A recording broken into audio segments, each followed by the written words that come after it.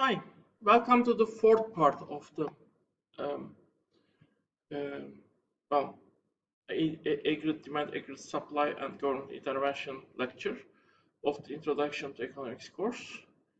Um, this lecture series is prepared for the Middle Technical University and Northern Cyprus campus, basically. And last time we were actually talking on the government intervention and different ideas, critiques. Actually, we have started talking on the critiques of the government intervention. And basically, we will mention two people. One of them is Ricardo, and then we will mention Minsky. Ricardo, we will see Ricardo also in the coming part. The main idea of the Ricardo is actually it is creating. He has created a very, let me say, idealistic model where people are just able to borrow as much money as they want.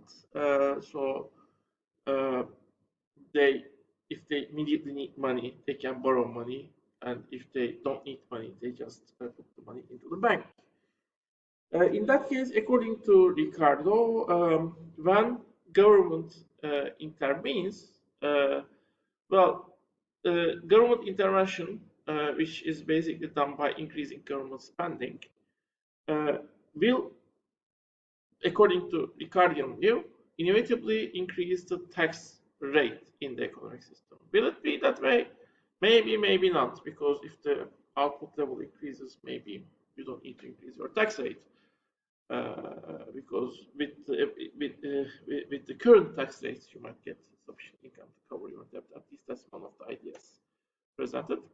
But according to Ricardo, that will be the case. So as a result, the people in the in countries, the common people, will understand this. So whenever government increases spending, people will just save more money, uh, assuming that that money will be necessary for them to pay taxes which they need to pay in future.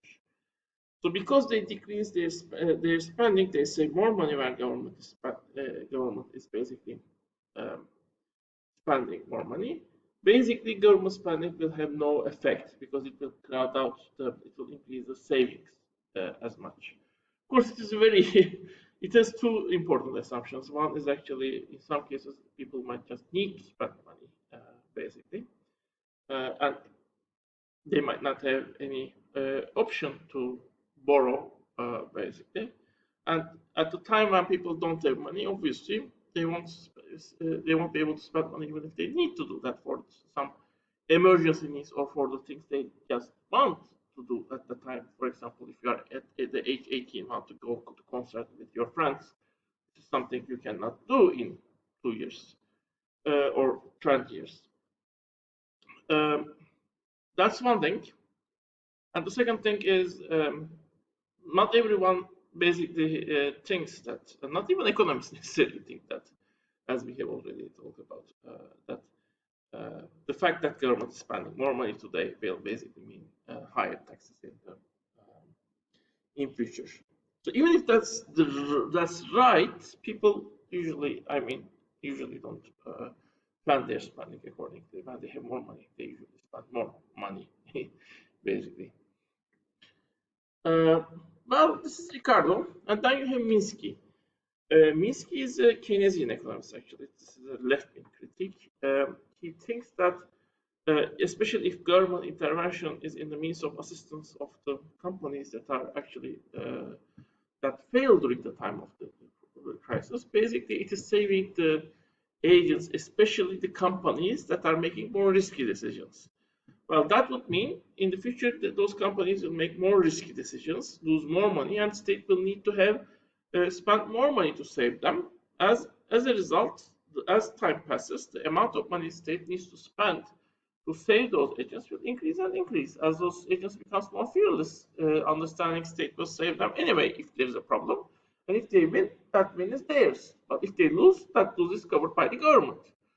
Um, so in the end, those packages to save those companies become so large, the state won't be anymore able to finance them with increasing taxes, and the state will collapse. So this is state might collapse. This is the other problem Minsky has seen with the government intervention. Um, And well, as another point, we can say still a significant portion of the economies, when we are talking on the short-term intervention, in the short run, when economy is in the crisis, just turning the economy back to its tracks. More economists support that. Even a significant portion of neoclassical economists support that. When we are talking on the long-run intervention, however, um, basically, uh, well, especially considering the case maintaining the output level above the potential level. We will see how we will define the potential level to stimulate growth, to increase the growth rate. Basically, most economists think this is not a good policy, even many of the Keynesian economists, although some Keynesian economists think this might be a good idea also. We won't see that view because this is a kind of a side view in economics, but I just want to mention this is a view that exists in the economics. Now let's continue with the math part. So graphical system with two time frames. We have seen, well, we've already seen demand curves and supply curves with equilibrium points, basically, and how we can find those equilibrium points. Now we will see, however, now on the same graph, for one of the curve, we will have actually two curves. Long run and short run curves. Actually, we have seen that in the Phillips curve case also, so I will go through this fast. So we have two supply curves. In one case, quantity supplied is related to the price level, basically. And in the other one is just have a constant supply. So supply is always fixed on the other curve. As I said, in the first curve, you have supply increases with the price level. We will see what it means in the economics in the main part of this lecture. But for now, I want to clear up the mathematical aspects of it. So you have two equilibriums. One is short-run equilibrium. However, we define short-run. I mean, you have a mechanism which will return the output always back to the long-run output. The long run is the time when this process is over. However, the long run is still short enough to not to keep the potential output fixed. So you don't have growth in the long run in this case. So growth can be mentioned as very long run in that sense. Short run is the time when this process of returning the output to the potential level did not happen yet. So how long is long run? How short is long run? It can be any time depending on how process is going on. But let's say we need 5 years to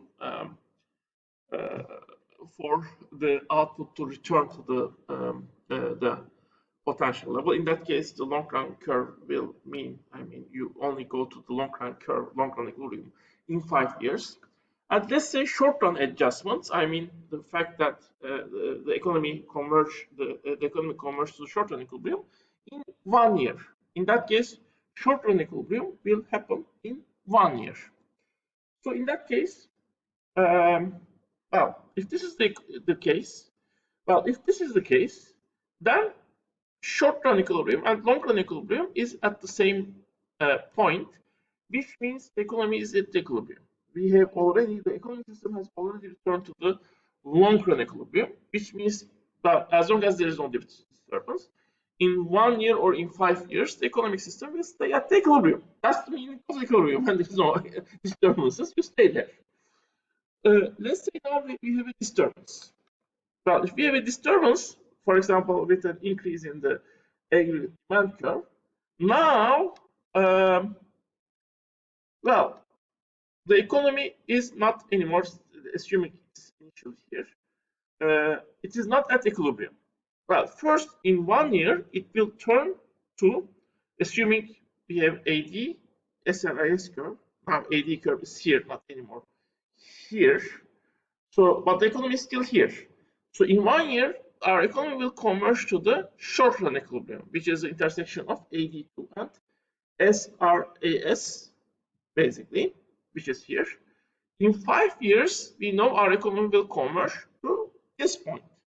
Well, what will happen in the second year, for example? Well, what will happen is this. Economy will move from the short-run equilibrium to the long-run equilibrium through the AD2 curve, which means short-run supply curve will shift maybe to this point, to this line at first, and then further, and then further, and then up to the point when it will again go through the long run equilibrium point, so that short run and long run equilibrium point will be the same again. So do I have any, let me see,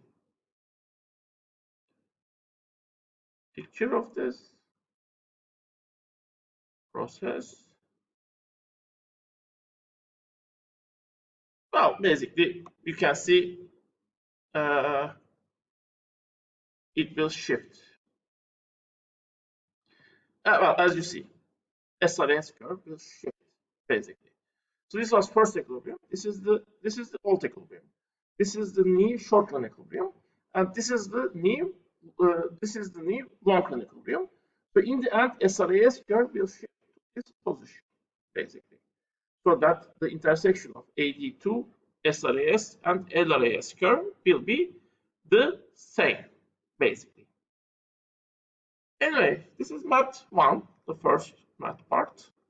The second math part, and I will go a little bit fast on this also, is on the way we may look to deficit, debt, well, and another way of looking at debt.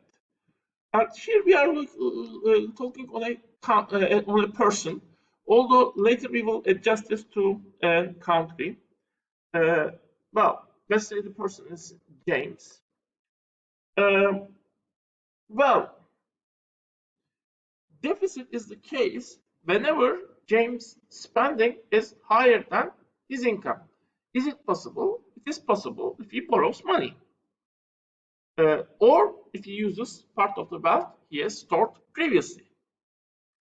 So when we have information on deficit, we just see this difference between them, between his spending and the income level. We don't see whether this deficit or surplus brings him overall surplus in wealth accumulation, or reduction in debt, or increase in debt when you have deficit. When you have surplus, you might be reducing the debt, or you might, if you had an accumulated debt, or you might be actually accumulating wealth if you have no debt, if you already have some wealth available. When you have deficit, you might be increasing your debt or reducing the wealth level you have, basically.